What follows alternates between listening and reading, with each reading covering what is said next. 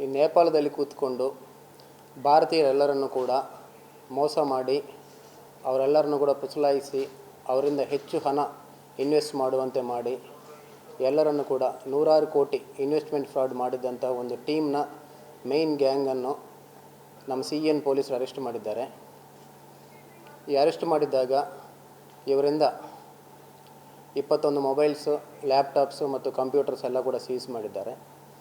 ಇದನ್ನೆಲ್ಲ ಅನಲೈಸ್ ಮಾಡಿದಾಗ ಈ ಗ್ಯಾಂಗ್ ಏನಿದ್ದಾರೆ ಈ ಟೋಟಲ್ ಫ್ರಾಡಲ್ಲಿದ್ದಂತಹ ಎಲ್ಲ ಮಾನಿಟರಿ ಟ್ರಾನ್ಸಾಕ್ಷನ್ಸ್ ಎಲ್ಲವೂ ಕೂಡ ಈ ಗ್ಯಾಂಗ್ನವರೇ ಮಾಡ್ತಿದ್ದಾರೆ ಅಂತ ಗೊತ್ತಾಯಿತು.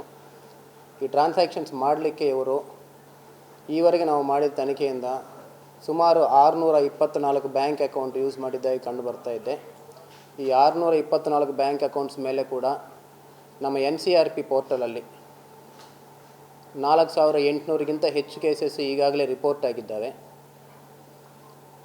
ನಮ್ಮ CN ಪೊಲೀಸ್ ಠಾಣೆಗೆ ಪ್ರಕರಣ ಸಂಬಂಧಪಟ್ಟಂತೆ 1,38,00,000 ಫ್ರಾಡ್ ಆಗಿತ್ತು. ಈ ಕೇಸ್ ತನಿಖೆ ಮಾಡ್ತಿದ್ದಾಗ ಈ ಎಲ್ಲ ವಿಷಯಗಳು ಕೂಡ ಹೊರಗೆ ಬರ್ತವೆ, ಎಲ್ಲ ಟೀಮು ಅರೆಸ್ಟ್ ಆಗ್ತದೆ. ಈ ನಮ್ಮ CN ಪೊಲೀಸ್ ಸ್ಟೇಷನ್ಗೆ ಸಂಬಂಧಪಟ್ಟಂಥ ಫ್ರಾಡಲ್ಲಿ ಒಂದು 10 ಬ್ಯಾಂಕ್ ಅಕೌಂಟ್ ಯೂಸ್ ಮಾಡಿದ್ದಾರೆ.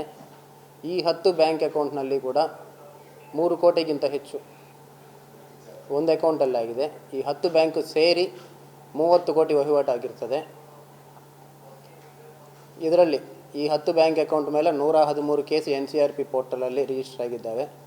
ಅದೇ ರೀತಿ 35 FIR ಕೂಡ ರಿಜಿಸ್ಟರ್ ಆಗಿದ್ದಾವೆ. ಈ ಟೋಟಲ್ ಗ್ಯಾಂಗು ಕೂಡ ಒಂದು 2 ರೀತಿಯಲ್ಲಿ ಕೆಲಸ ಮಾಡ್ತದೆ.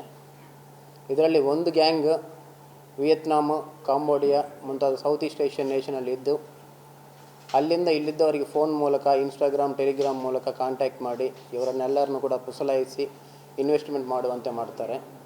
ಅದೇ ರೀತಿ ಇನ್ನೊಂದು ಗ್ಯಾಂಗು ಈ ನೇಪಾಲ್, ದುಬೈ ಅಥವಾ ಬೇರೆ ಕಡೆ ಇದ್ದು ಅಲ್ಲಿದ್ದವರಿಗೆ ಹಣ ಟ್ರಾನ್ಸಾಕ್ಷನ್ ಮಾಡೋ ಹಾಗೆ ಅವರು ಹಣ ವಹಿವಾಟನ್ನು ನೋಡ್ಕೊಳ್ತಾ ಇರ್ತಾರೆ.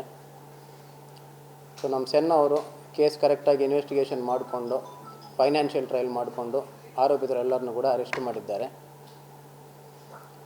ಇದರಲ್ಲಿ ಇನ್ನೊಂದು ನಾವು ನೋಡಬೇಕಾಗಿದ್ದೇನೆಂದರೆ,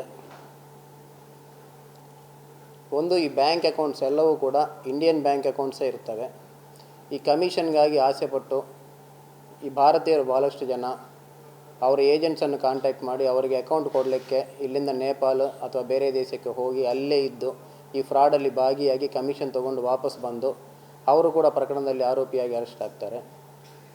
ಅದೇ ರೀತಿಯಲ್ಲಿ ಇವರೆಲ್ಲರಿಗೆ ಪುಸಲಾಯಿತಿ ಮಾತನಾಡಿಸೋರು ಅವರು ಕೂಡ ಭಾರತೀಯರಿದ್ದಾರೆ.